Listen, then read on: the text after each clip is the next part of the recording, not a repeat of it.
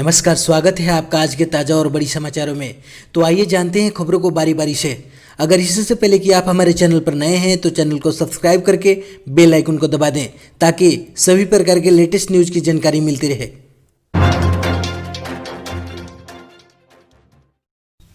किसानों की tractor rally पर सुप्रीम कोर्ट का दखल से इनकार, कहा कानून व्यवस्था देखना पुलिस का काम।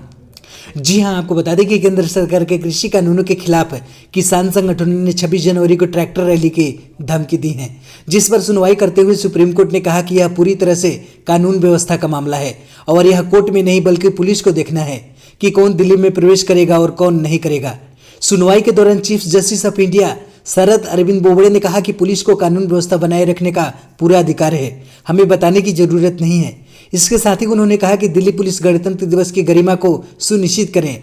सुप्रीम कोर्ट ने इस मामले में सुनवाई बुधवार के लिए टाल दी है।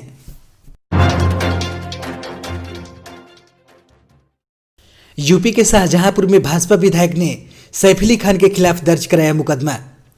जी हां, आपको बता दें कि अमेजॉन वेब सीरीज तांडव में दर्शाए गए सीन को लेकर देश भर में घमासान मचा है।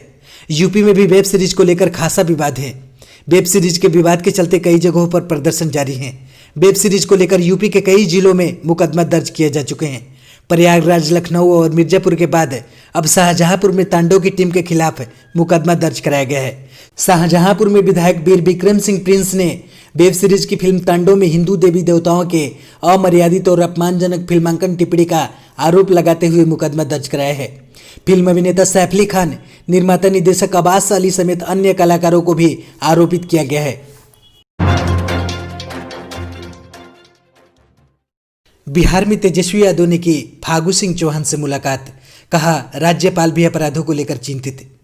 जी हां, आपको बता दें कि बिहार में बढ़ते अपराध के बीच विपक्ष नीतीश सरकार पर हमलावर होते जा रहा है। इसी कड़ी में अपराध के मुद्दे को लेकर बिहार विधानसभा के नेता प्रतिपक्ष और राजद नेता तेजस्वी यादव ने प्रदेश के राज्यपाल फागू चौहान से मुलाकात की। इसके बाद राजभवन से बाहर आने पर तेजस्वी यादव ने मीडिया से बातचीत की। इस दौरान उन्होंने बताया कि बिहार में अपराध बढ़ते जा रहे हैं। इसमें लूट, हत्या, रेप और रुपेश सिंह की हत्या, इन सभी मामलों की स्थिति राज्यपाल जी को अवगत कराया है। साथ ही उन्होंने कहा कि नीतीश कुमार जी लगातार जितना समीक्षा बैठक कर रहे हैं उतना ही अपराध बढ़ता जा रहा है। राज्यपाल जी का भी मानना है कि बिहार में अपराध बढ़े हैं, इसको लेकर वो भी चिंतित हैं और उन्होंने कहा कि इस पर वो हस्तक्षेप करेंगे।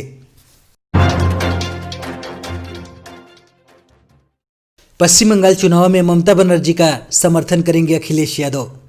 जी हां, आपको बता दें कि समाजवादी पार्टी के अध्यक्ष अखिलेश यादव ने सोमवार को कहा कि उनकी पार्टी पश्चिम बंगाल विधानसभा चुनाव में भाजपा को हराने के लिए ममता बनर्जी का समर्थन करेगी। उन्होंने कहा कि हम पश्चिम बंगाल में होने वाले विधानसभा चुनाव में भाजपा को हराने के लिए, जो कि नफरत फैलाकर चुनाव जीतना चाहती हैं, हम ममता बनर्जी का समर्थन करेंगे। उन्होंने आगे कहा कि साल 2017 में उत्तर प्रदेश में हुए विधानसभा चुनाव में भी भाजपा ने नफरत का प्रचार करके जीत हासिल की थी।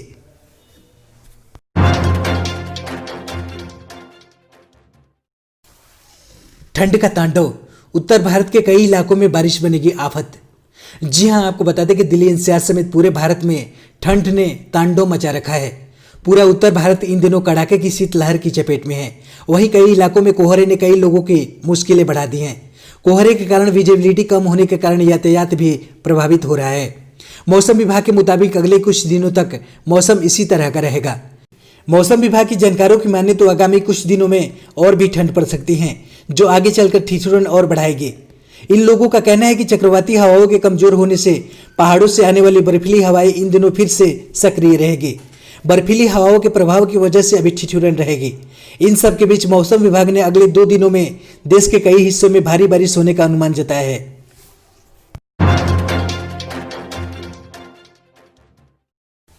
बाजार खुलते ही सोने की कीमतों में गिरावट। जी हां, आपको बता दें कि सोने खरीदारों के लिए अच्छी खबर है। इस सप्ताह के पहले कारोबारी दिन बाजार खुलते ही सोने की कीमत में गिरावट दर्ज की गई है। हालांकि ये फिलहाल 17 रुपये की मामूली गिरावट दर्ज की गई है। फिलहाल सोना 48,685 रुपये प्रति किलोग्राम के स्तर पर है। वहीं चांदी की कीमत में 260 रुपये की तेजी देखी जा रही है। फिलहाल चांदी 65,024 रुपये प्रति किलोग्राम के स्तर पर है।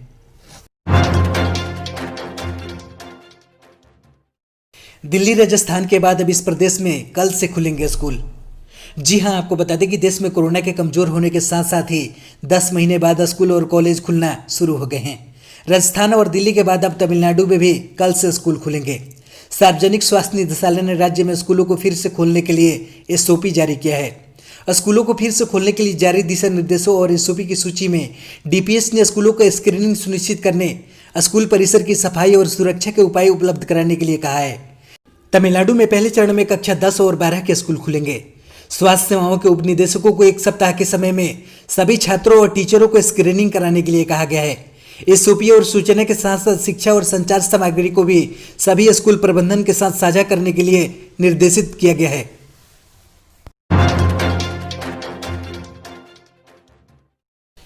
अरुणाचल में चीन के गांव बनाने की रिपोर्ट पर मंत्रालय ने कहा, हम स्थिति पर नजर रख रहे हैं। जी हां, आपको बता दें कि पूर्वी लद्दाख में चल रहे सीमा विवाद के बीच चीन ने अरुणाचल प्रदेश में भारतीय सीमा के भीतर गांव बसा दिया है। इस गांव में करीब 101 घर बनाए गए हैं। यह गांव अरुणाचल प्रदेश में वास्तविक सीमा के करीब 4.5 किलोमीटर अंदर स्थित हैं। इस पर विदेश मंत्रालय की ओर से बयान जारी किया गया है। मंत्रालय ने कहा कि हमने भारत के साथ सीमावर्ती क्षेत्रों में चीन के निर्माण कार्य पर हालिया रिपोर्ट देखी है। चीन ने पिछले कई वर्षों में इस तरह की बुनियादी ढांचा निर्माण गतिविधि शुरू की है। हम इस स्थिति पर लगातार नजर बनाए हैं। मंत्रालय ने कहा कि अरुणाचल प्रदेश सहित सभी बॉर्डर इलाकों में नागरिकों के जीवन स्तर को सुधारने के लिए इंफ्रास्ट्रक्चर विकसित करने के लिए पूरी तरह से प्रतिबद्ध है। सरकार ने बॉर्डर इलाकों में चीन के कंस्ट्रक्शन एक्टिविटी की रिपोर्ट देखी है। भारत सरकार इस पर लगातार नजर रख रही है। भारत सरकार अपनी संप्रभुता की रक्षा के लिए पूरी तरह से प्रतिबद्ध है। पाकिस्तान में पीएम मोदी के पोस्टर, अलग सिंधु देश के लिए निकाली गई बड़ी रैली। जी हां, आपको बता दें कि पाकिस्तान में विभिन्न हिस्सों में रोष बढ़ता ही जा रहा है। बलोचिस्तान, पीओके, गिलगित बाल्टिस्तान के बाद अब सिंध में भी बगावत की तेवर बढ़ता ही जा रहा है। रविवार को पाकिस्तान के सिंध प्रांत के शहर सन्न में अलग सिंधु देश की आज़ादी के लिए अलग रैली का आयोजन किया गया। इस रैली में भारत के पीएम नरेंद्र मोदी के बड़ी संख्या में बैनर और पोस्टर देखने को मिले। पीएम मोदी के अलावा दुनिया के और कई बड़े नेताओं के पोस्टर इस रैली में देखे जा सकते थे। मार्च निकाल रहे लोग लगातार अलग सिंधु देश और पीएम मोदी के समर्थन के नारे लगा रहे थे। प्रदर्शनकारी नारों के जरिए पीएम मोदी से सिंध को अलग देश बनाने के लिए समर्थन भी मांग रहे थे।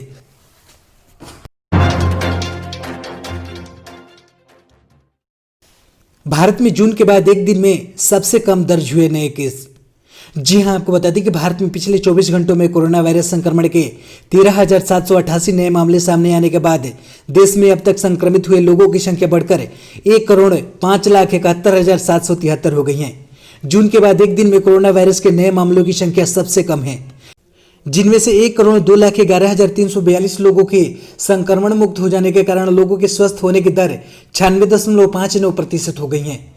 केंद्रीय स्वास्थ्य मंत्रालय द्वारा जारी किए गए ताजा आंकड़ों के अनुसार देश में इस समय कोरोना वायरस के 2,08,012 मरीज एक्टिव अवस्था में हैं, जो संक्रमितों की कुल संख्या का 1.97% है। 2030 तक भारत बनेगा दुनिया की सबसे बड़ी अर्थव्यवस्था। जी हां, आपको बता दें कि दुनिया में फैले कोरोना वायरस के बीच एक अच्छी खबर आई है। साल 2025 तक भारत एक बार फिर दुनिया की 5वें सबसे बड़ी अर्थव्यवस्थाओं में शामिल हो जाएगा और ब्रिटेन 6ठे नंबर पर पहुंच जाएगा। रिपोर्ट का अनुमान है कि इंडियन इकोनॉमी तेजी से रिकवर करेगी। इसके अलावा साल 2030 तक भारत दुनिया की तीसरी सबसे बड़ी अर्थव्यवस्था में से एक होगा। आपको बता दें कि मौजूदा समय में भारत दुनिया की 6ठी सबसे बड़ी अर्थव्यवस्था है। ब्रिटेन के प्रमुख centre for economics and business research ने शनिवार को प्रकाशित एक सालाना रिपोर्ट में बताया है, कोरोना महामारी की वजह से देश की अर्थव्यवस्था को गहरा झटका लगा है, लेकिन सभी देश धीरे धीरे करके रिकवर कर रहे हैं। साल 2019 में इंडिया ने ब्रिटेन को पीछे छोड़ दिया था, लेकिन महामारी की वजह से एक बार फिर ब्रिटेन इंडिया को पछाड़कर आगे निकल गया है।